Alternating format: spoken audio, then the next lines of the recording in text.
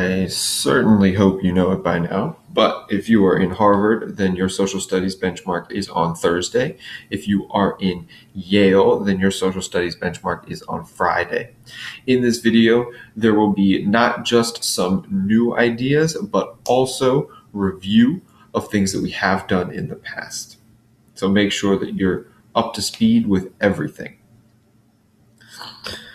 First thing to look at, I passed these exit tickets back yesterday, and I wanted to focus on one of the questions that a lot of people had a slight misunderstanding with, and that question was about opportunity cost. Opportunity cost is not saying that there's a choice between two things. The opportunity cost is the thing that you give up. So an opportunity cost is not going to be one or the other. It's just going to be the thing that you give up. So, for example, in that question, it was the guy who was going back to Chicago, and he could either go back to Chicago, or he could either buy the train ticket, or he could stay and pay his last month's rent. He decided to buy the train ticket. So his opportunity cost was he could no longer pay for his month's rent. So you could do one or the other, and the cost is the thing that he couldn't do. So try these three questions. See if you know exactly what opportunity cost is. Go ahead.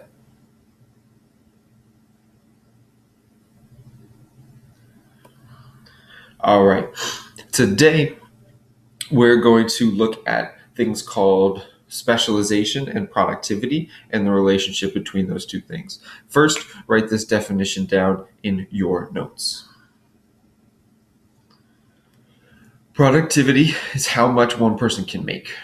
What that means is that if one person is more productive than someone else, then another person, that person is making more than the second person.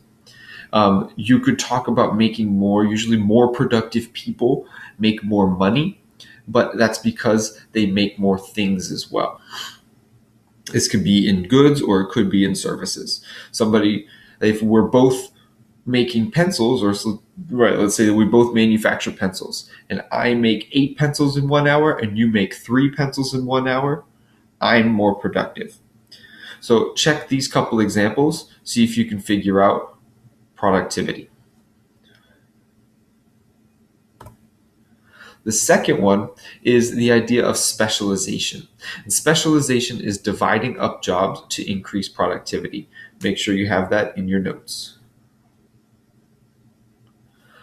So in this case, I want you to look at that diagram and see how this is talking about specialization. You've got the president at the top, right? That one person can't do everything in this company. Even though that person is the president of the company, they can't do every job.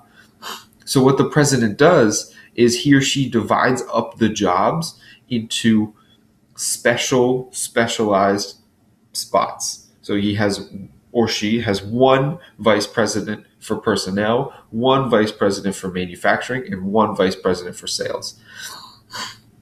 So that vice president for personnel, this person right here, is the one who is in charge of just that one division, and that person is really, really good at making sure that that division does a good job. Specializing in that one thing makes that person better at it. Same for the person in the middle. They're specializing, they're just focusing up on that one thing so that they're really good at it. So specialization and productivity have a really, really serious relationship, and that is, this should be in your notes too, specialization increases productivity. The more specialized you are, the more you'll be able to produce. The more that jobs are divided up so each person is really good at one thing, the more will be produced. The more productive you'll be, the more your company will make. So let's look at a couple historical examples of this. The first one is the assembly line. And the assembly line is how they produce cars. So back in the day, cars were made. You would have a few people would get together. They all knew something about making cars, and they would work together to build one. It took about 12 hours to build a car at an old Henry Ford factory. So, and Another problem with that was everyone had to be good at everything. The person who was doing tires wasn't just doing tires. That person also had to know about the engine because they might be called up to work on the engine. With the invention of the assembly line, it only took 6 hours. This was because the assembly line was they would take those cars and move them along a line, and each person would do one job at a time, and they would do that one job really, really well. That meant that they could be really good at that specific thing. They could have better quality, and they could do the same job over and over and over really fast, and they could get a lot more done. They could be more productive.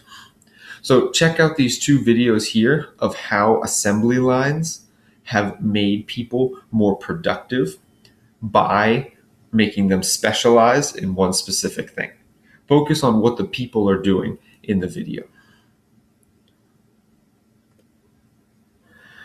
So my second example is more contemporary, and this makes you think about what goes on today. I've got two different doctors here. This one, you can't see the person's face, but that person is a heart surgeon. That's a heart in their hands. And this person is a brain surgeon, clearly. So if you're thinking about specialization, this is it. This is the epitome of specialization. This doctor, who's the heart surgeon, has probably gone to school for 12 years just to study how to be a heart surgeon. This one has gone to school for 12 years in college just to be a brain surgeon. So if this person tried to do this job, they would not be very good at it because their specialization is the one right here. If we tried to make all doctors be good at everything, be generalized and just have skills all over the place, they would be in school for 30 some years and we would never have any doctors. We want to make sure that we focus as much as possible. We specialize people so they can be the most productive and we can get the best quality.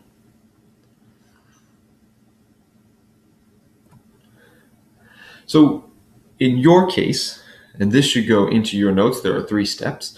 In your case, this means some really specific things. First, it means that your first biggest step is to have education, and specialized education is the biggest thing. That means having a college degree in something specific. It means having an associate's degree in something specific.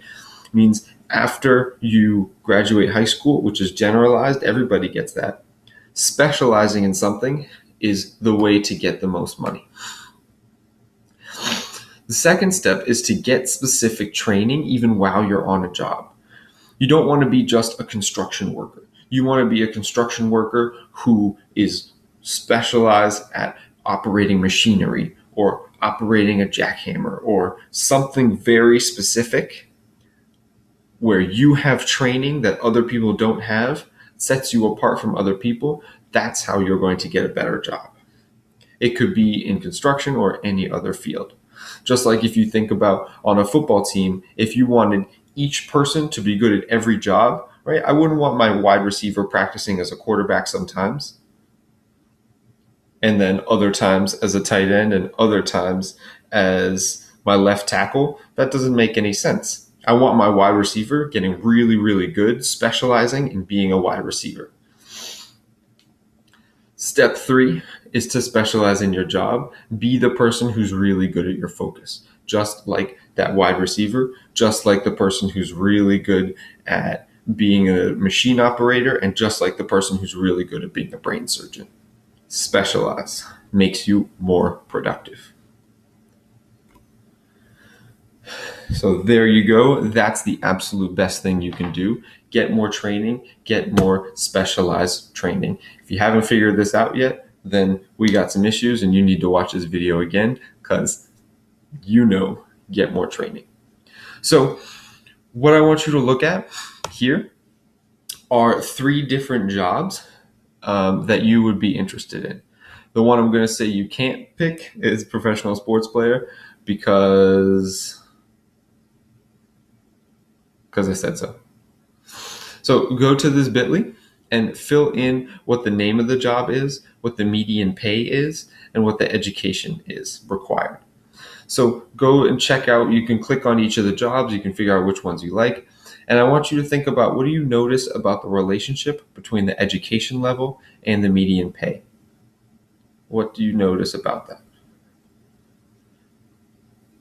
Last, there are going to be some review questions here. Try to finish all of these review questions, and that way you know you're ready for the benchmark, and you know that you are going to get an absolute 100. Go ahead.